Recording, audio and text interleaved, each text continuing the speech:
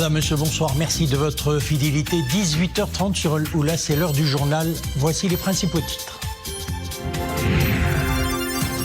La province de Tata submergée par les eaux suite aux pluies diluviennes qui se sont abattues sur la région hier soir.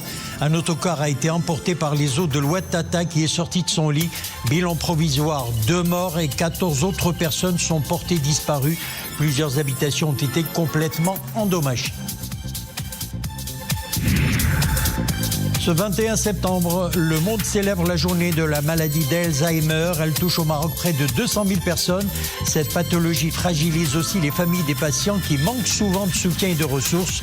Nous suivrons un reportage réalisé à Tétouan. Et puis mondial de futsal 2024, Maroc-Portugal, c'est demain à 13h30. Les Lions de l'Atlas se mesureront au tenant du titre après 2 larges victoires consécutives sur le Tadjikistan et le Panama. Pour nous en parler, nous serons en duplex avec Amin Birouk, journaliste sportif et rédacteur en chef à Radio Mars. La province de Tata frappée de plein fouet par de fortes intempéries. Les images que vous allez voir sont impressionnantes. L'Oued Tata est sorti de son lit hier soir. Jamais la région n'a vu tomber tout ce flot de pluie torrentielle dans un laps de temps court, entraînant une montée record des eaux dans plusieurs cours d'eau de la région. Le bilan provisoire est lourd. 2 morts et 14 personnes portées disparues après qu'un autocar fut emporté par les eaux de l'Oued. Plus de détails dans ce reportage de Omar Zouine sur un récit de Sofia Fegelout. L'autocar est encore couché sur son flanc. Dans sa course propulsée par les flots, quelques troncs de palmiers se sont enfoncés dans le châssis.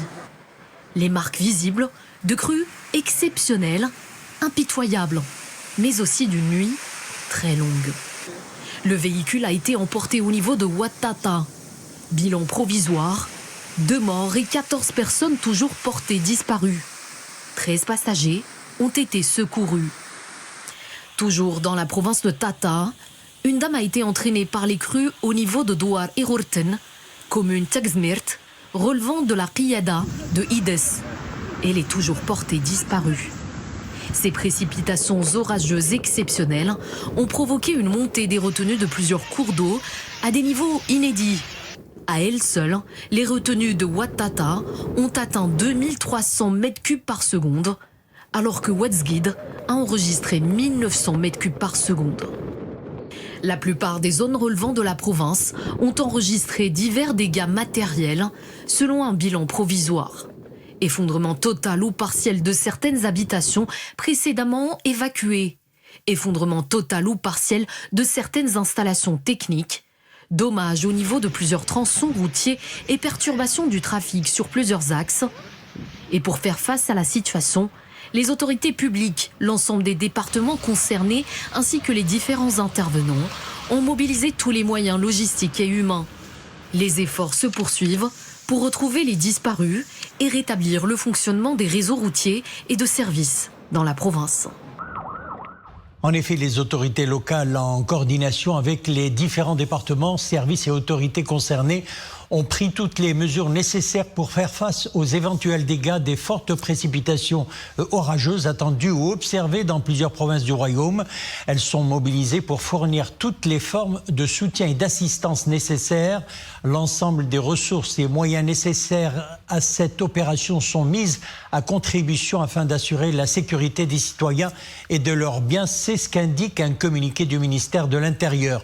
Pour prévenir les éventuels risques de ces perturbations météorologiques, le ministère appelle les citoyens au niveau de toutes les provinces concernées par ces intempéries à faire preuve de prudence et de vigilance, notamment le long des cours d'eau et des ravins.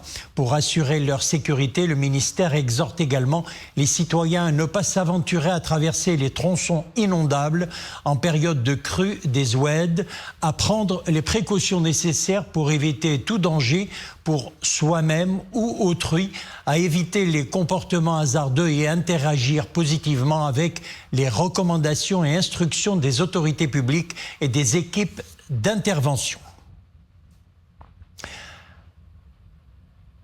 La province de Tata continuera donc de subir le déchaînement des éléments de la nature. D'après l'alerte météo lancée par la Direction générale de la météorologie, Tata sera balayée par de fortes averses orageuses, 30 à 60 mm, prévues jusqu'à ce soir 23h. De fortes averses orageuses sont également attendues ce soir dans les provinces de Tinrir, Zagora, Figuig, Rachidia, Taroudant, Aousserd, Smara, Gelmim, Ouarzazate, Assazag, Oued Dahab, Boujdour et Tiznit, précise la Direction générale de la météorologie dans un bulletin d'alerte de niveau de vigilance orange. Le monde célèbre ce 21 septembre la journée internationale d'Alzheimer, une pathologie neurodégénérative qui touche près de 25 millions de personnes à travers le monde. Au Maroc, près de 200 000 personnes sont concernées par la maladie qui fragilise aussi l'entourage familial. Le manque de soutien et de ressources transforme leur quotidien en un véritable parcours du combattant. Voilà pourquoi certaines structures proposent un accompagnement à ces personnes vulnérables pour les aider à faire face aux affres de la maladie. Regardez ce reportage tourné à Tétouan. Il est signé Fenna Shakil Alaoui, Abdel Ali Gnouni. Le commentaire est signé Mariam El Messi. Tous les matins, à la maison de retraite Boussafou, on enchaîne les check-up des résidents. Première arrivante, Fatima, une pensionnaire atteinte d'Alzheimer. Depuis quelques années, son autonomie pour les gestes de la vie quotidienne s'est fortement altérée. Entourée d'une équipe multidisciplinaire, cette aînée est sous surveillance médicale et paramédicale régulière.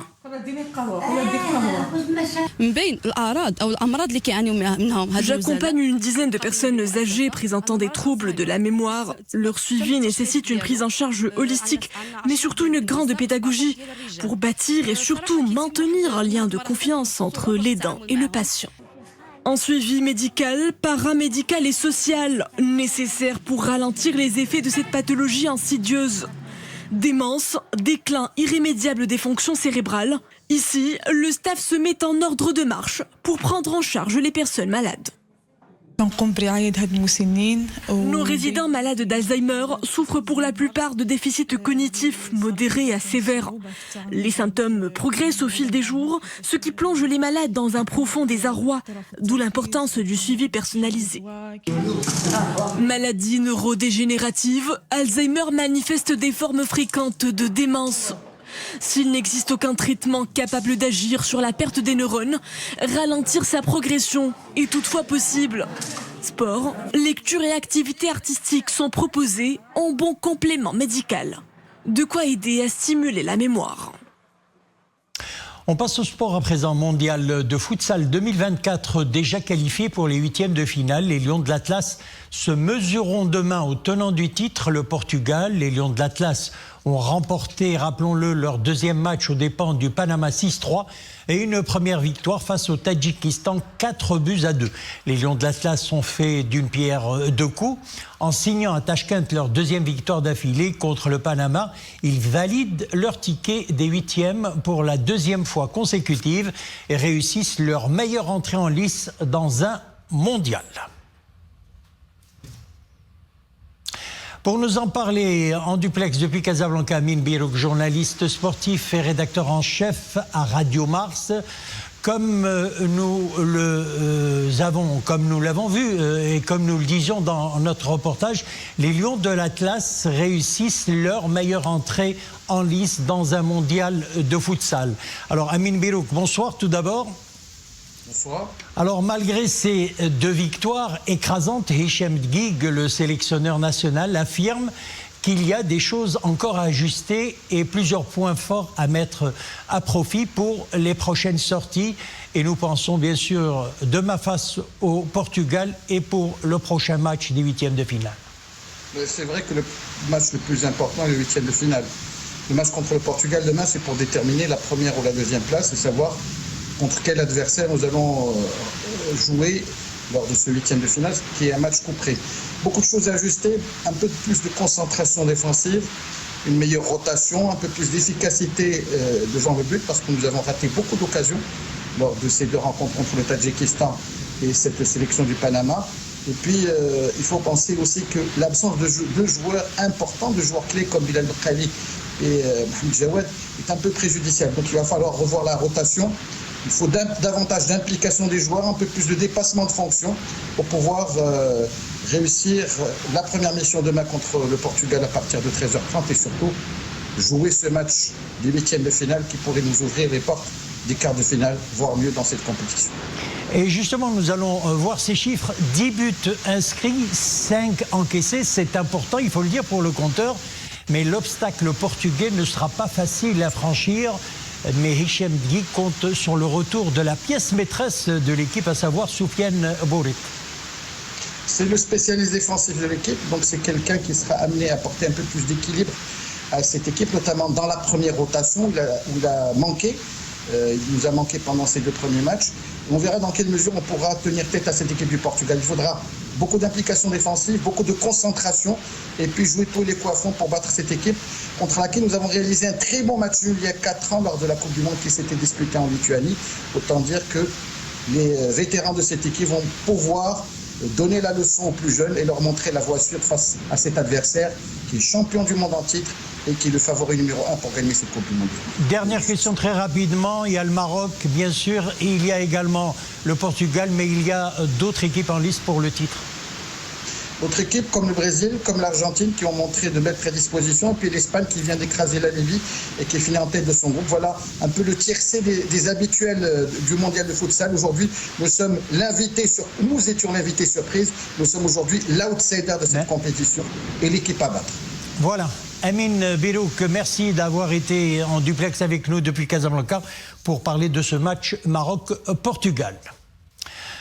Au cœur du Moyen Atlas, perché à quelques kilomètres de la ville d'Azoro, se dresse le monastère de Tiouimiline, qui signifie pierre blanche en amazigh.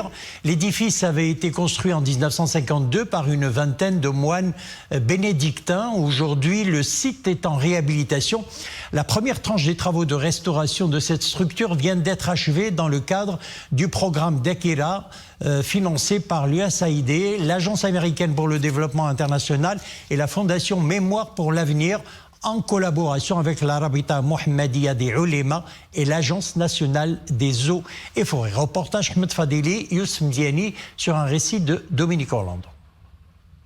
Au tout départ, et avant de ne devenir le monastère de Tiouimiline en 1952, le site abritait une école primaire. C'est ici que des moines bénédictins ont choisi d'ériger leur lieu de prière et de recueillement.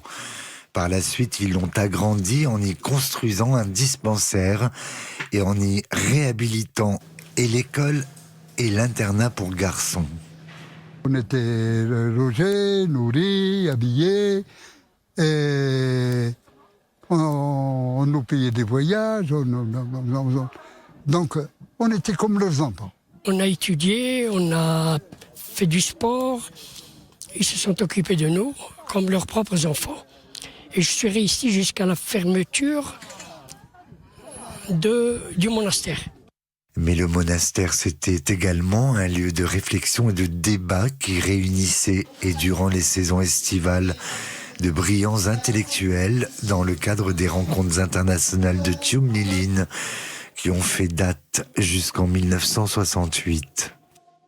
Tiouimiline a été capable dans l'histoire et maintenant aussi de convoquer beaucoup de personnes de très différentes procédances, de les unir malgré la diversité et de créer la communion. Et l'important, ce n'est pas de récupérer un lieu physique, géographique. L'important, c'est de récupérer cet esprit qui, pendant 16 ans, de 1952 à 1968, a marqué l'histoire du Maroc et du monde. Consacré à la prière, au travail manuel et intellectuel, ainsi qu'à tous les devoirs de l'hospitalité, le monastère de Tiouimiline continue de propager son message de fraternité, ce que tente de mettre en lumière cette précieuse réhabilitation. Voilà, c'est la fin de notre édition. Merci de l'avoir suivi. Excellent week-end et à bientôt.